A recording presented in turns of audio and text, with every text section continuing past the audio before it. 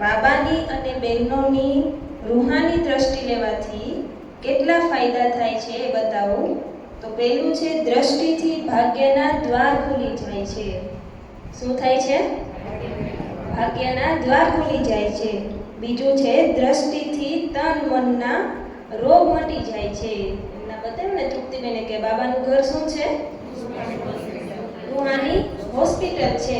જે ઓલી હોસ્પિટલમાં જઈએ તો આપણે કેટલો ખર્ચો થાય છે, દવાઓનો ખર્ચો થાય છે, દવા પણ લેવી પડે છે. પણ અહીંયા આવીએ છીએ તો શું થાય છે?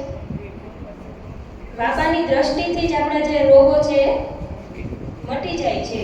ત્રીજું છે, દ્રષ્ટિથી દરેક કાર્યમાં સફળતાનું વરદાન મળે છે. મારા જીવનમાં તો એવા ઘણા બધા અનુભવ છે કે ખાલી દ્રષ્ટિથી આટલી બધી સફળતા મળી છે.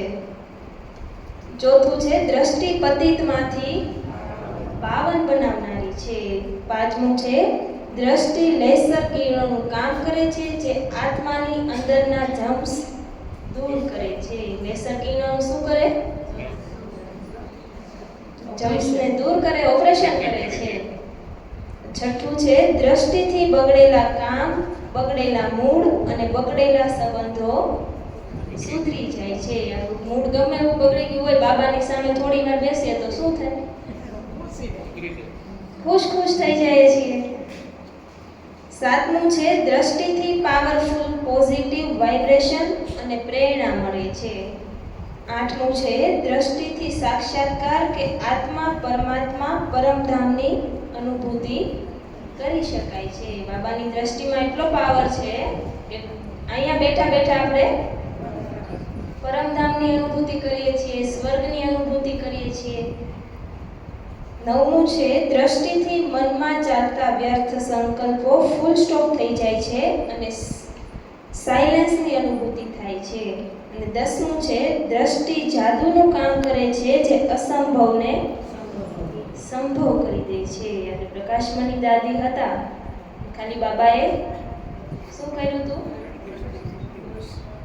હાથમાં હાથ આપીને દ્રષ્ટિ આપી હતી. તો એ કેટલા બધા કાર્યો પૂર્ણ કર્યા છે. હવે હું મારા જીવનનો અનુભવ બતાવું કે મારા જીવનમાં બાબાની અને બહેનોની દ્રષ્ટિનું શું મહત્વ છે. મારું એક શેડ્યુલ ફિક્સ હતું કે 9:15 હું ઓફિસે જાઉં ને એટલે બાબાની દ્રષ્ટિ લઈને જવાની અને જ્યાં બહેનો જે કામ કરતા હોય ને ત્યાં પહોંચી જવાનું. બધા બહેનોની એક વખત દ્રષ્ટિ લઈ લેવાની. ભલે હું મુરલીમાં સવારે આવી હોય તો પણ 9:15 ઓફિસે જાઉં ને તો સેન્ટરે થઈને જવાનું. બાબાની દ્રષ્ટિ લેવાની અને બહેનોની પણ દ્રષ્ટિ લેવાની. એટલે મારા લૌકિક પિતાજીને ખબર પડી ને એટલે કે તું ને 3-4 વાર જાશું, તું ત્યાં જઈને કરે છે શું? કે આટલા બધા ધક્કા શું ખાય છે? કે એકવાર તો સવારે જઈ આવી હોય કે રોજ કીધે પછી હું અહીંથી છુપીને આવતી.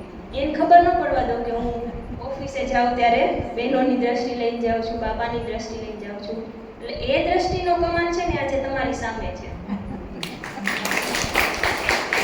મને છે ને 3 વસ્તુમાં મોહ હતો. એક તો મોબાઈલ, ગાડી અને એક મમ્મી. મમ્મીનો મોહ તો બહુ છૂટો અઘરો છે. અત્યારની જનરેશન ને મોબાઈલ ને ગાડીનો મોહ તો તમને ખબર જ છે છૂટે નહીં. તો કિંજલ થઈ છે એના માટે મજા છે.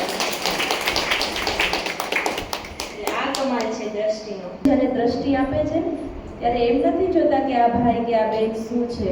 અમે એક જ સંકલ્પ કરીએ છીએ કે બાબા આ આત્માને તમે આ દ્રષ્ટિ દ્વારા એમના સંકલ્પોને સિદ્ધ કરો, એમની અંદર એ ઉર્જા એ પાવર ભરો કે એ એના કાર્યોને સિદ્ધ કરી શકે અને એ મહાન આત્મા છે. એની અંદર કોઈ પણ કમી કમજોરીઓનો કચરો હોય તો આ દ્રષ્ટિ દ્વારા ભસ્મ થઈ જાય. તિલક કરીએ ને ત્યારે પણ આ સવારે પણ બધાને તિલક કર્યું ને, એક સમાન સાથે તિલક કર્યું કે એક મહાન આત્મા છે, એક પવિત્ર આત્મા છે, આ એક શ્રેષ્ઠ આત્મા છે, એક ભાગ્યવાન આત્મા છે. એવી મહાન વિચારો સાથેની દ્રષ્ટિ આપીને જ તમને બધું જ કરવામાં આવે છે. એટલા માટે દ્રષ્ટિ લેવાનું ક્યારેય ચૂકવાનું નહીં. ક્યારેય પણ આંખો બંધ કરીને યોગમાં નહીં બેસવાનું, આંખો ખુલ્લી રાખવાની. પાછળ જુઓ, બાબા તમને બધાને દ્રષ્ટિ આપે છે. આ ખૂણામાં બેઠા હશે ને તો પણ બાબાની દ્રષ્ટિ તમારી સામે જ આવતી હશે. આ બાજુ બેઠા હશે ને તો શું અનુભવ થાય છે? તમારી ઉપર જ છે ને. તો બાબાની દ્રષ્ટિની એક કમાલ છે કે બધાની ઉપર બાબાની દ્રષ્ટિ પડે જ છે. તો ચાલો અત્યારે ફરી આપણે 3 મિનિટ બધા પોતાની આંખોને ખોલી બાબાની દ્રષ્ટિનો અનુભવ કરશું.